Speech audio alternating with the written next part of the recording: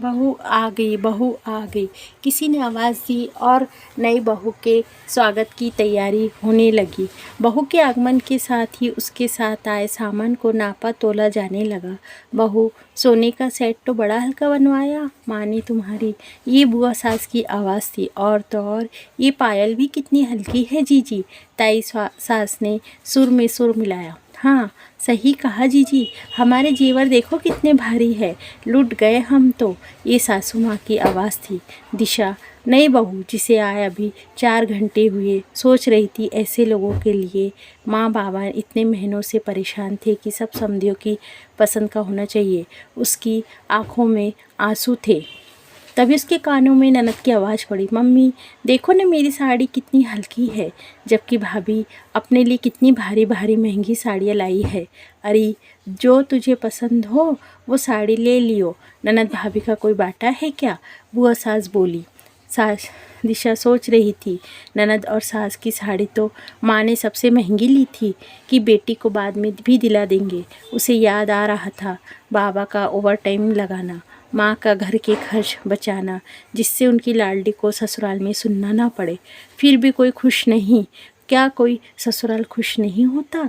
मन तो था दिशा का जवाब दे दे, पर माँ बाप के संस्कार आड़े आ रहे थे। सुनो जी, ये भाभी के यहाँ से आया है आपके लिए जोड़ा, ननद अपने पति से बोली।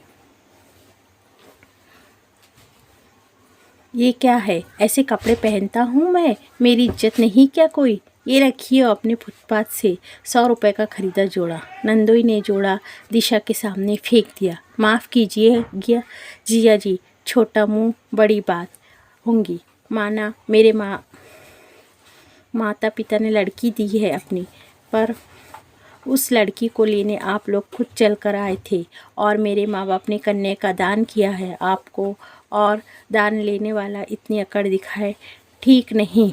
अव्वल तो ये जोड़ा 100 रुपये का नहीं, पर अगर हो भी तो उन्होंने आपको दिया ही है, लिया नहीं कुछ। ये गहने, ये साड़ियाँ और बाकी सामान उन्होंने बेटी के साथ साथ आप लोगों को दान किया है, और दान देने वाला हमेशा बड़ा होता, ये तो जानते होंगे आप।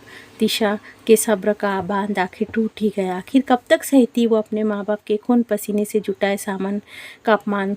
नई बहू का इतना बोलना बवाल कर गया। सभी खुसुर पुसुर करने लगे। बहू बोलने की तमीज़ है या नहीं, माँ बाप ने मर्यादा और संस्कार सिखाए है या नहीं, घर की जमाई है ये, इनसे ऐसे कैसे बोल सकती हो तुम।